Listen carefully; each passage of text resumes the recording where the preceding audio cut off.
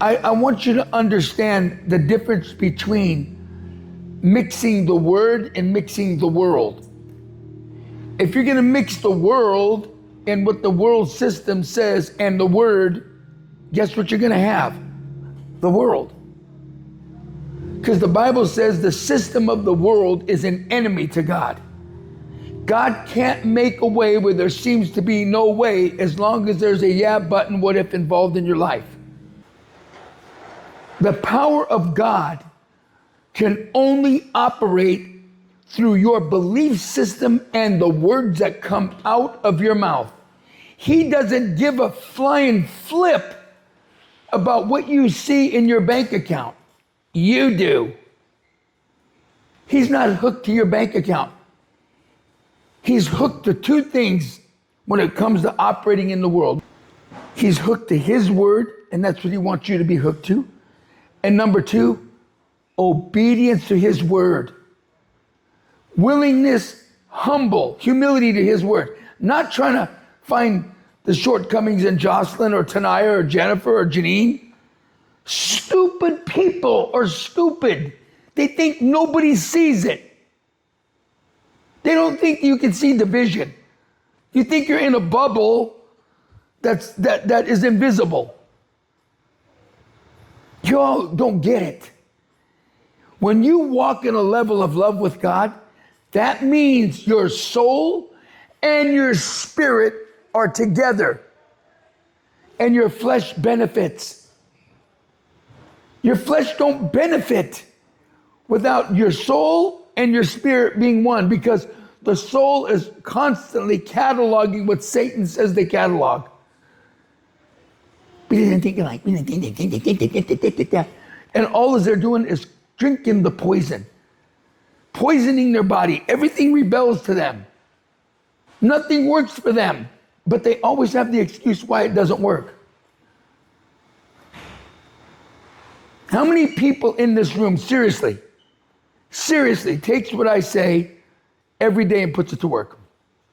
1, 2, 3, 4, 5, 6, 7, 8. How many put their love walk to work every day according to what God says and not according to what you've cataloged? I don't look at this. When I guarantee anywhere I go, put me there by myself and I will own the atmosphere. You know why? Because I don't internalize the garbage daily that people do. You guys catalog everyone's mistakes. I do what Jesus said, because Jesus said he never remembered one of my suffered wrongs. Never. I don't care about how many times this girl has fell, or her. You know what I do care about? Is the people when they defend their fall. Why? Oh, you're judging me. Are you that stupid? I have the time to judge you? I have no time to judge you. I'm trying to get you to understand that I'm bringing a message across to you, as the Bible says, iron sharpens iron, so that you don't fall into the snare of Satan. How? By foolish and ignorant disputes and bad thoughts and bad words and bad images of people. You guys don't get it. How you look at a person is your eyes. How you treat them is your heart. You're snoring, you're snaring, you're heavy breathing. Do you not think that people don't see it? You have a problem in you. Why don't you fix your problem? You ever hear people all the time? You. Well, you did this. You made me do that. You made me do this. You made me angry. You made me spit. Wait. If it's not in you, how can it come out? That's like saying, after the truck telling me, well, you know what? I'm a Ford because there's a Ford emblem on it. No, you could put a Ford emblem all day long. It's still a Chevrolet truck. You can't produce what's not there. And then you wonder why you go through your whole life struggling, never accomplishing one of your visions. I say it constantly. The dreamers of the world will never accomplish in a lifetime what a visionary accomplishes in a moment's time. The dreamers, living the dream. I hear people all the time, how you doing? Living the dream. Well, once you wake up and live the reality of it, your vision. God didn't say a man with no dream perishes.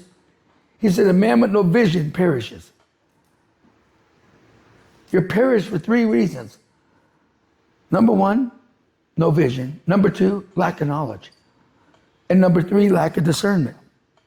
3 ways that you don't have squat in this life. And you make excuses. Your habits screw up everything. And most people have a shield in front of them like a gauntlet, defending their habits. When all you're doing is inviting more demonic forces in. The Bible says, blessed is the man who walks not in the counsel of ungodly people. Yeah, they have a lot of counsel, but they're ungodly. He says there's wisdom in a multitude of counsel. What counsel are you going to go to? I'm going to go to the individuals in my life who I can see who they are.